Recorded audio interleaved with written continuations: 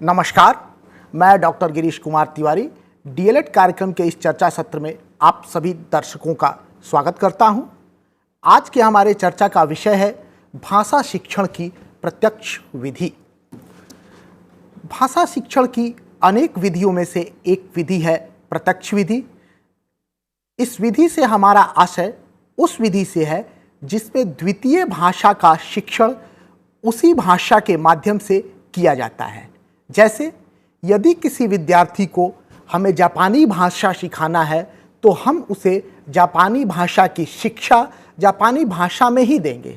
यथा कक्षा में प्रवेश करते ही विद्यार्थी एवं शिक्षक एक दूसरे का अभिवादन करते हैं। ये हमारी संस्कृति या सभ्यता का परिचायक है कि जैसे ही शिक्षक कक्षा में प्रवेश करता है, विद्यार्थी शिक्षक का अभिवादन करते हैं एवं शिक्षक विद्यार्थियों के अभिवादन का जवाब देते हैं। ये अभिवादन उनकी मातृभाषा या जो अनुदेशन की भाषा होती है, अर्थात जो शिक्षण का माध्यम है जो भाषा, उस भाषा में किया जाता है। अब यदि हम प्रत्यक्ष विधि से भाषा का शिक्षण कर रहे हैं तो उस समय विद्यार्थी एवं शिक्षक दोनों को एक दूसरे का अभिवादन सीखी जाने वाली भाषा में ही करना होता है। यदि यह भाषा जापानी है तो कक्ष में प्रवेश करते ही दोनों एक दूसरे को ओहायो गोजाइमास कहेंगे, जिसका अर्थ होता है गुड मॉर्निंग। इस प्रकार इस विधि में विद्यार्थी का सीखी जाने वाली भाषा से प्रत्यक्ष संपर्क स्थापित होता है। इसी कारण से यह विधि प्रत्यक्ष विधि कही जाती है। अतः भाषा शिक्षण की वह विधि जिसमें विद्यार्थी अन्य भाषा को प्रत्यक्ष संपर्क के माध्यम से सीखता है, जैसे कि वह अपनी मातृभाषा को सीखता है, प्रत्यक्ष विधि कहलाती है। इस विधि का प्रयोग व्याकरण अनुवाद विधि की प्रतिक्रिया के फलस्वरूप शुरू हुआ। होता यह था कि व्याकरण अनुवाद विधि में हम किसी भी अन्य भाषा को व्याकरण के नियमों को पहले पढ़ाते थे, फिर उसका अनुवाद करके विद्यार्थी की मातृभाषा में उसे बताया जाता था। ऐसा माना जाता है कि 19वीं शताब्दी के अंतिम दशक एवं 20वीं शताब्दी के प्रारंभिक वर्षों में भाषा विज्ञान एवं भाषा शिक्षण के क्षेत्र में उल्लेखनीय प्रगति हुई और इसी के परिणाम स्वरूप भाषा शिक्षण में प्रत्यक्ष विधि का प्रचलन शुरू हुआ, जिसमें हम किसी भी भाषा को उसी भाषा के माध्यम से सिखाना शुरू किए। जैसे हमने उदाहरण दिया कि यदि हमें कक्ष में अभिवादन करना है तो हम जो भी भाषा सीख रहे हो, अगर जापानी सीख रहे हो तो हम ओहायो गोजाइमास कहते हैं, अगर हम चाइनीज सीख रहे हो तो हम निहाओ कहेंगे, अगर हम फ्रेंच सीख रहे हैं तो हम बोंजूर कहेंगे। इस तरीके से हम उसी भाषा के माध्यम से उस भाषा को सीखने का प्रयास करते हैं और यही विधि प्रत्यक्ष विधि के रूप में जानी जाने लगी। अब इस विधि के प्रयोग के पीछे जो मान्यता कार्य करती है, यानी विद्वानों ने जो तर्क दिए इस विधि के प्रयोग के पीछे, वो यह है कि जिस प्रकार से विद्यार्थी अपनी मातृभाषा को प्रत्यक्ष संपर्क द्वारा सीख लेता है, उसी प्रकार वह अन्य भाषा को भी प्रत्यक्ष संपर्क के द्वारा सीख सकता है। मातृभाषा सीखने के लिए विद्यार्थी को कहीं जाना नहीं पड़ता है। वह अपने वातावरण में, अपने परिवार में, अपने पास पड़ोस से अंतर क्रिया करता है, जिसमें निरंतर उसका अपनी मातृभाषा से संपर्क बना रहता है और उस संपर्क के कारण वह विद्यार्थी अपनी मातृभाषा को सीख लेता है। इसी प्रकार से यदि विद्यार्थी अन्य भाषा जो कि वो सीख रहा है उस भाषा के निरंतर संपर्क में रहे तो वह उस अन्य भाषा को भी सीख सकता है। उस अन्य भाषा से संबंधित जितने भी भाषाई कौशल होंगे उसको वो सहजता से सीख सकता है और अपने व्यवहारिक जीवन में उसका प्रयोग कर सकता है। प्रत्यक्ष विधि की प्रक्रिया अर्थात कैसे हम इस विधि के द्वारा भाषा सीख सकते हैं या भाषा का शिक्षण कर सकते हैं। हालांकि कोई ऐसी निश्चित प्रक्रिया हमें नहीं मिली है, या किसी निश्चित प्रक्रिया की बात विद्वानों द्वारा नहीं की गई है कि इसी प्रक्रिया के तहत प्रत्यक्ष विधि के माध्यम से भाषा शिक्षण किया जाना चाहिए। लेकिन अपनी सुविधा के लिए या हम कह लें कि इस विधि को समझने के लिए इस प्रक्रिया को निम्नवत समझा जा सकता है। सर्वप्रथम हम सीखी जाने वाली भाषा या जो द्वितीय भाषा है जिसे कि विद्यार्थी सीख रहा है उसके ध्वनियों, वर्णमाला एवं लिपि को सिखाते हैं, क्योंकि ध्वनि किसी भी भाषा की सबसे छोटी इकाई है और इसको जाने बिना भाषा को सीखना असंभव है। या हम यूं कह लें कि ध्वनि को जाने बिना हम भाषा सीखने की कल्पना ही नहीं कर सकते हैं। अब हर एक भाषा की अपनी ध्वनि है। कुछ ध्वनियाँ तो सारी भाषाओं में पाई जाती है, लेकिन कुछ एक ध्वनियाँ भाषा विशेष की होती हैं, जो एक भाषा में हो सकती है तो दूसरी भाषा में अनुपस्थित हो सकती है। अब जिस भाषा को हम विद्यार्थी को सिखा रहे हैं, पहले हम उनकी सारी ध्वनियों को बताते हैं उन्हें। वर्णमाला में कितने वर्ण हैं और किन वर्णों से किन ध्वनियों का प्रतिनिधित्व होता है ये बताते हैं। लिपि क्या है, उस भाषा को लिखने की क्या लिपि है, कैसे हम लिखते हैं, वो लिपि बाएं से दाएं चलती है या ऊपर से नीचे चलती है या दाएं से बाएं चलती है, इन सारी चीज़ों को हम उसे बताते हैं। जैसे मैंने जापानी भाषा का उदाहरण दिया, तो अब जापानी भाषा में 3 लिपियां एक साथ काम करती हैं। यानी अगर हमें जापानी भाषा में किसी वाक्य को लिखना है तो हमें उस भाषा की तीनों लिपियों का ज्ञान होना चाहिए। क्यों? क्योंकि जो शब्द जापानी भाषा के मूल शब्द हैं उनको लिखने के लिए एक लिपि है, जो शब्द किसी दूसरी भाषा से लिए गए हैं उसको लिखने के लिए दूसरी लिपि है, और एक चित्रात्मक लिपि जिसे कि कांजी कहा जाता है उसका भी प्रयोग हम करते हैं, जिसमें कुछ चित्र होते हैं और हर एक चित्र का अपना एक अर्थ होता है। तो उस अर्थ का प्रतिनिधित्व करने के लिए हम उस चित्र को उसमें शामिल करते हैं। इस प्रकार से हम एक साथ 3 लिपियों को लेकर, जो क्रमशः हीरागाना, काताकाना और कांजी है, इन 3 लिपियों को लेकर हम एक साथ चलते हैं।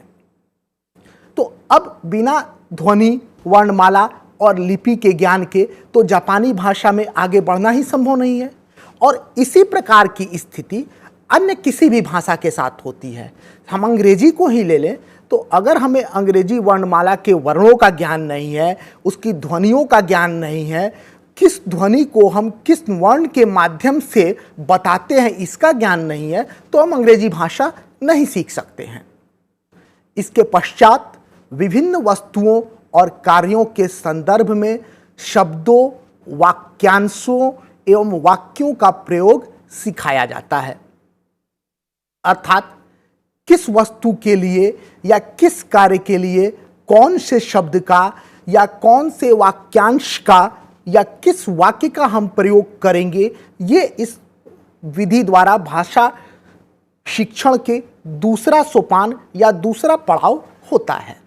इसके बाद किसी विशेष परिस्थिति पर आधारित मौखिक वार्तालाप कराया जाता है।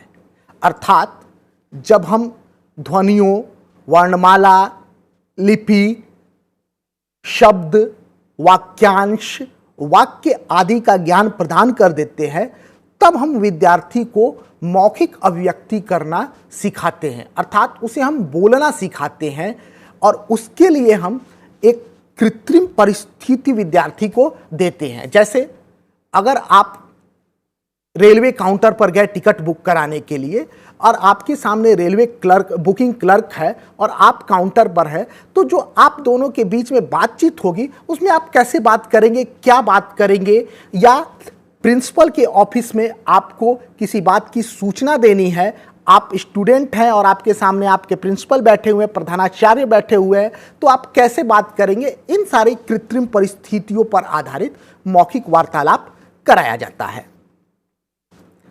विभिन्न परिस्थितियों में भाषा का मौखिक रूप से व्यवहार करना सिखाने के लिए हम प्रत्यक्ष वस्तुओं के चित्र तथा चित्र श्रृंखलाओं का भी प्रयोग कर सकते हैं या प्रयोग किया जाता है। जैसे हमें उस भाषा के किसी शब्द को बताना है जो वर्ब है, अर्थात जो क्रिया है किसी काम के होने को बताती है। जैसे जापानी भाषा में टू वर्क के लिए होता है हाताराकिमास। अब अगर हमें ये बताना है कि हाताराकिमास मीन्स टू वर्क, तो हम एक छोटा सा पोस्टर बनाकर किसी व्यक्ति को काम करते हुए दिखा सकते हैं और वहां ऊपर लिख सकते हैं हाताराकिमास, अर्थात हाताराकिमास मीन्स टू वर्क। तो वो चित्र विद्यार्थी अपने मस्तिष्क में संजो लेता है कि काम करने के लिए हमें इस शब्द का प्रयोग करना है या इस शब्द के माध्यम से हम ये बता सकते हैं कि काम करना होता है। ऐसे ही हम अन्य शब्दों के लिए भी या अन्य परिस्थितियों के लिए भी चार्ट बना सकते हैं, हम पोस्टर्स बना सकते हैं, हम चित्र बना सकते हैं और विद्यार्थियों को दिखा सकते हैं ताकि विद्यार्थी उसको अपने मस्तिष्क में संजो ले। प्रारंभ में विद्यार्थी अध्यापक द्वारा प्रयुक्त वाक्यों का अनुकरण करता है, अर्थात वो जो शिक्षक कहता है उसको दोहराता है, उसकी नकल करता है और आगे चलकर प्रत्यक्ष वस्तुओं तथा प्रत्यक्ष संदर्भ की सहायता से या यूं कह लें कि अपने जीवन की वास्तविक परिस्थितियों में वह भाषा का प्रयोग करना सीख लेता है कि कैसे वह भाषा का प्रयोग वास्तविक परिस्थिति आने पर करेगा, किन वाक्यांश का प्रयोग करेगा, किन शब्दों का प्रयोग करेगा, आदि आदि। इस क्रम में मातृभाषा का प्रयोग बिल्कुल ही नहीं किया जाता है, अर्थात छात्रों को या विद्यार्थियों को वास्तविक परिवेश में ही सोचने और भाषा के प्रयोग का अवसर दिया जाता है। आप जिस भाषा को सीख रहे हैं उसी भाषा में ही आपको सोचना है और उसी भाषा में ही आपको अपने विचारों को अभिव्यक्त करना है। इससे लाभ ये होता है कि विद्यार्थी के मस्तिष्क में या विद्यार्थी का मस्तिष्क उस भाषा में सोचने के लिए आदी हो जाता है, अभ्यस्त हो जाता है और उसके वागेंद्रिय एवं श्रवणेंद्रिय अर्थात उसकी कान एवं उसके मुख जो है उस भाषा को सुनने एवं उस भाषा के शब्दों के उच्चारण के लिए अभ्यस्त हो जाते हैं। प्रत्यक्ष विधि की विशेषताएं। अब कोई भी विधि अपने आप में पूर्ण नहीं होती है, उसकी कुछ विशेषता होती है तो उसकी कुछ कमी भी होती है या उसकी कुछ सीमाएं भी होती हैं। तो पहले हम इस विधि की, जहाँ की हम प्रत्यक्ष रूप से भाषा के संपर्क में रहते हैं और प्रत्यक्ष संपर्क के कारण ही हम उस भाषा को सीख पाते हैं, इस विधि की विशेषताओं पर पहले हम चर्चा करते हैं।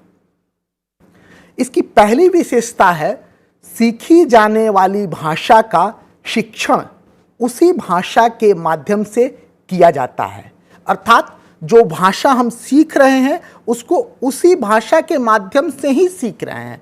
ऐसा नहीं कि अंग्रेजी सीखनी है तो हिंदी माध्यम से सीख रहे हैं या संस्कृत सीखना है तो हिंदी माध्यम या अंग्रेजी माध्यम से सीख रहे हैं। संस्कृत सीखना है तो संस्कृत माध्यम से सीख रहे हैं, अंग्रेजी सीखना है तो अंग्रेजी माध्यम से सीख रहे हैं, जापानी सीखना है तो जापानी माध्यम से सीख रहे हैं। जो भाषा सीखना है उसी माध्यम से उसे सीख रहे हैं। इसके परिणाम स्वरूप लाभ यह होता है कि शब्दों तथा वाक्यों का अर्थ प्रत्यक्ष भाषाई संदर्भ पर आधारित होता है और विद्यार्थी उस भाषा के शब्दों के अर्थ को संदर्भ सहित ग्रहण कर लेता है। जैसे आंग्ल भाषा का एक शब्द है आउल, जो ब्रिटिश इंग्लिश में यानी कि जो अंग्रेजी इंग्लैंड में और भारत में बोली जाती है उसमें कुछ और अर्थ देता है और जो अंग्रेजी अमेरिका में बोली जाती है वहाँ कुछ और अर्थ देता है। ब्रिटिश इंग्लिश में एक पक्षी के रूप में उसका अर्थ उल्लू होता है और एक संकेत के रूप में उसका अर्थ बेवकूफ़ इंसान या बेवकूफ़ आदमी के रूप में लिया जाता है। लेकिन अमेरिकन अंग्रेजी में, अमेरिकन इंग्लिश में इसका अर्थ एक पक्षी के रूप में तो उल्लू ही होता है, लेकिन एक संकेत के रूप में इसका अर्थ एक होशियार आदमी, एक बुद्धिमान आदमी होता है। अब यदि व्यक्ति ब्रिटिश इंग्लिश के माध्यम से अमेरिकन इंग्लिश को सीख रहा है तो वो शायद इस सांस्कृतिक अर्थ को, इस संदर्भ संबंधित अर्थ को वो न जान पाए। लेकिन यदि वो अमेरिकन इंग्लिश को या अमेरिकन आंग्ल भाषा को अमेरिकन इंग्लिश के माध्यम से ही सीख रहा है तो वो इस संदर्भोचित अर्थ को भी जानेगा और उसका उसी संदर्भ में प्रयोग करेगा। दूसरा लाभ ये होता है कि विद्यार्थी के श्रवणेंद्रिय एवं वागेंद्रिय उस भाषा के शब्दों के लिए अभ्यस्त हो जाते हैं, जिससे विद्यार्थी का श्रवण कौशल एवं वाचन कौशल बहुत अधिक विकसित हो जाता है। इस विधि की दूसरी विशेषता यह है कि यह व्याकरणिक नियमों को कंठस्थ करने तथा अनुवाद पर बल देकर भाषा अधिगम को नीरस नहीं बनाता है। यहाँ पर रटने जैसी कोई बात नहीं होती है जिससे कि नीरसता हावी हो जाए। भाषा के साथ विद्यार्थी का प्रत्यक्ष संपर्क होता है, अर्थात विद्यार्थी उस भाषा को जीता है और उस संपर्क तथा व्यवहार से ही भाषा के प्रयोग की कुशलता उस विद्यार्थी में उत्पन्न हो जाती है। और जब एक बार उस भाषा की समझ विद्यार्थी के मस्तिष्क में हो जाती है, विद्यार्थी उस भाषा की संरचना को समझ लेता है, तो स्वतः ही उस भाषा के व्याकरण को समझने लगता है। इस विधि में सीखी जाने वाली भाषा का वास्तविक प्रयोग किया जाता है। इस प्रकार विद्यार्थी संदर्भ के अनुसार शब्दों का प्रयोग करना सीख जाते हैं और उनके अर्थ से परिचित हो जाते हैं। चूंकि प्रत्यक्ष विधि स्वाभाविक और कृत्रिम दोनों परिवेश में भाषा शिक्षण की योजना प्रस्तुत करती है, अतः इसमें दिन प्रतिदिन के जीवन में प्रयुक्त भाषा एवं वाक्य संरचनाओं के प्रयोग पर विशेष बल दिया जाता है। अक्सर ऐसा होता है कि हमारी व्याकरण परिनिष्ठित भाषा की वाक्य संरचना कुछ और होती है और जो भाषाई संरचना हम अपने व्यवहारिक जीवन में प्रयोग करते हैं उसकी वाक्य संरचना अलग होती है। इसका एक सामान्य सा उदाहरण है, अक्सर हमने लोगों को यह कहते हुए पाया है कि देखो लाश जा रही है। अब अगर एक व्यक्ति मृत हो गया, उसका शरीर निष्प्राण हो गया, तो वो कैसे जा सकता है? तो व्याकरणिक संरचना यह कहती है कि देखो लाश ले जाई जा रही है, लेकिन हम अपने व्यवहारिक जीवन में प्रयोग करते हैं कि देखो लाश जा रही है। और इस वाक्य को कहने वाला भी समझ जाता है और सुनने वाला भी समझ जाता है कि कोई व्यक्ति मृत हो गया है और अंतिम संस्कार के लिए उसकी लाश को, उसके निष्प्राण शरीर को ले जाया जा रहा है। इस प्रकार सीखी हुई भाषा पुस्तकीय भाषा न होकर विभिन्न प्रकार की परिस्थितियों से संबंधित व्यावहारिक भाषा हो जाती है। भाषा के प्रत्यक्ष संपर्क द्वारा विद्यार्थी बिना अपनी मातृभाषा में अनुवाद किए ही भाषा में निहित सांस्कृतिक विशेषताओं से अवगत हो जाता है, क्योंकि वो उस भाषा से निरंतर संपर्क में है और एक भाषा एक संस्कृति विशेष की परिचायक होती है, वो एक संस्कृति के तत्वों का प्रतिनिधित्व करती है। तो जब हम किसी भाषा से निरंतर संपर्क में बने रहते हैं तो हम उस भाषाई संस्कृति के तत्वों को जान लेते हैं, उसको समझ लेते हैं। हमें फिर उसे अपनी मातृभाषा में अनुवाद करने की आवश्यकता नहीं होती है। अर्थात विद्यार्थी प्रत्यक्ष संपर्क के आधार पर भाषा के सांस्कृतिक पक्ष से परिचित हो जाते हैं। इस विधि की एक अन्य विशेषता यह है कि शिक्षक एवं विद्यार्थी दोनों यहाँ सक्रिय रहते हैं।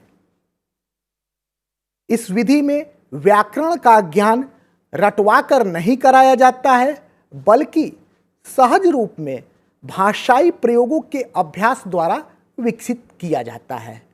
विद्यार्थियों को स्वयं भाषा में निहित नियमों को पहचानने तथा उनका सामान्यीकरण करने के लिए प्रेरित किया जाता है। इस प्रकार विद्यार्थियों को व्याकरणिक नियमों की जानकारी भाषा के वास्तविक प्रयोग के आधार पर प्राप्त होती है। उन्हें रटने की आवश्यकता नहीं पड़ती है। ये तो इस विधि की विशेषताओं की बात हो गई, लेकिन इस विधि की कुछ सीमाएं भी हैं। अब थोड़ी चर्चा हम उस पर करते हैं। इस विधि की सबसे बड़ी आलोचना इसकी मान्यता है। यह विधि मानती है कि द्वितीय भाषा अधिगम एवं मातृभाषा अधिगम एक समान प्रक्रिया है, जो कि भ्रामक है, गलत है। मातृभाषा अधिगम और द्वितीय भाषा अधिगम कभी भी एक समान प्रक्रिया नहीं हो सकती है, क्योंकि मातृभाषा अधिगम की जो स्वाभाविक परिस्थिति होती है वो विद्यार्थियों को मिलती है, लेकिन द्वितीय भाषा अधिगम के लिए हम उस परिस्थिति का निर्माण नहीं कर पाते हैं, तो हमें उसके लिए भिन्न विधि का सहारा लेना पड़ता है, हमें भिन्न प्रक्रिया अपनानी पड़ती है। तो ये दोनों एक समान कभी भी नहीं हो सकती हैं। यह विधि मानती है कि जिस प्रकार मातृभाषा में वस्तुओं एवं परिस्थितियों के प्रत्यक्ष संपर्क द्वारा विद्यार्थी मातृभाषा पर अधिकार प्राप्त कर लेता है, उसी प्रकार वह द्वितीय भाषा में भी कर लेगा, यह सोचना ही बिल्कुल गलत है। मातृभाषा अधिगम तथा द्वितीय भाषा अधिगम में परिवेशगत अंतर होता है, अतः यह मान्यता अंशतः तो सत्य हो सकती है, लेकिन पूर्णतः कदापि नहीं। तो ये मान्यता ही इस विधि की सबसे बड़ी आलोचना या सीमा है।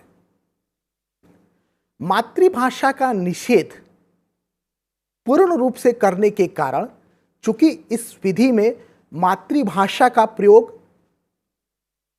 बिल्कुल ही नहीं किया जाता है, इसलिए इसका पूर्ण रूपेण निषेध करने के कारण अधिगम में विलंब होता है, क्योंकि प्रारंभ में विद्यार्थी अन्य भाषा को नहीं समझ पाता है। इसके अलावा यानी विलंब के साथ साथ इसमें विद्यार्थी को बहुत अधिक शक्ति एवं समय व्यय करना पड़ता है। वार्तालाप में एक साथ कई प्रकार की वाक्य संरचनाओं का भी प्रयोग होता है। इससे वाक्य संरचनाओं की आवृत्ति को नियंत्रित करना संभव नहीं हो पाता। फलस्वरूप इस विधि द्वारा विद्यार्थियों को वाक्य संरचनाओं का व्यवस्थित रूप से अभ्यास नहीं कराया जा सकता है, जो कि उनके भाषाई दक्षता के विकास के लिए बाधक है। इस विधि में विद्यार्थियों को व्याकरण के नियमों का स्वयं निर्धारण एवं सामान्यीकरण करना पड़ता है। यह कार्य इतना आसान नहीं है कि प्रत्येक विद्यार्थी इसे कर ले। सामान्य मानसिक योग्यता रखने वाले विद्यार्थी नियम निर्धारण में तथा सामान्यीकरण में असमर्थ रहते हैं। केवल तीव्र बुद्धि के छात्र ही इस कार्य में सफल हो पाते हैं। अतः यह विधि अधिक उपयोगी नहीं है।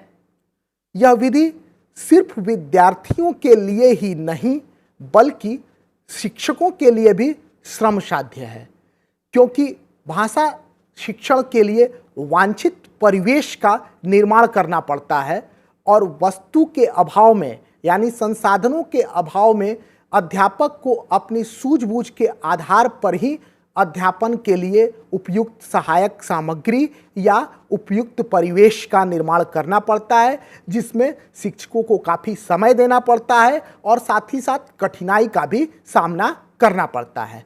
तो यह शिक्षकों के लिए भी यह विधि समय साध्य एवं श्रम साध्य है। अब यदि इन सीमाओं पर ध्यान रखा जाए तो यह भी कहा जा सकता है कि यह विधि अपूर्ण है, चूँकि इस विधि में श्रवण एवं वाचन पर अधिक बल दिया गया है। इसलिए इस विधि के द्वारा भाषा शिक्षण करने पर विद्यार्थियों को पठन एवं लेखन कौशल के विकास का अवसर नहीं मिल पाता है। सिर्फ श्रवण एवं भाषण कौशल ही विकसित हो पाता है।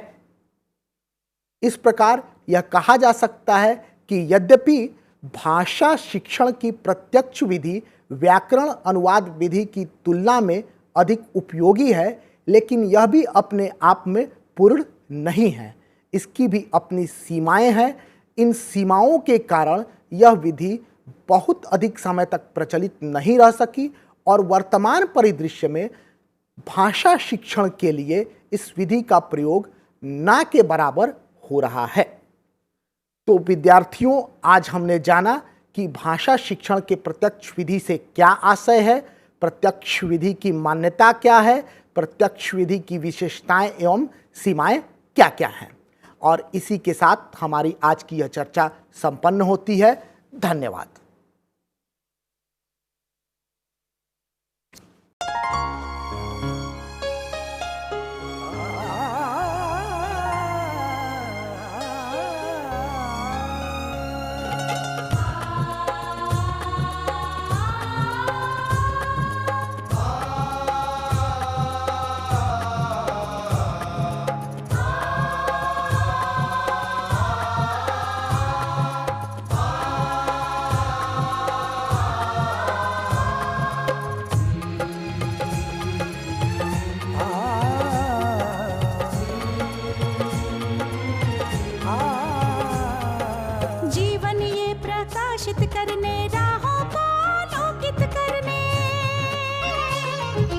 जीवन ये प्रकाशित करने, राहों को आलोकित करने, हम अपना दीपक स्वयं बने, हम अपना रास्ता स्वयं चुने।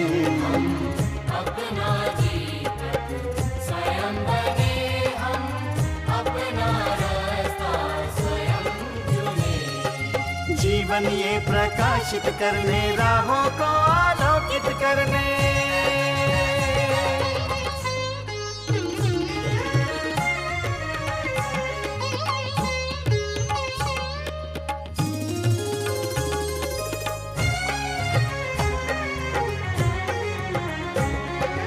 धन साधन समय की सीमा से विद्यालय जो मुक्त हो, धन साधन समय की सीमा से विद्यालय जो मुक्त हो। कभी पढ़े हम कहीं पढ़े, वे विषय की लोच से युक्त हो। कभी पढ़े हम कहीं पढ़े, वे विषय की लोच से युक्त हो। मित्रों हम उठे और जागे, मंजिल आने की ध्वनि सुने। हम अपना दीपक स्वयं बने, हम अपना रास्ता स्वयं चुने। जीवन ये प्रकाशित करने, राहों को आलोकित करने।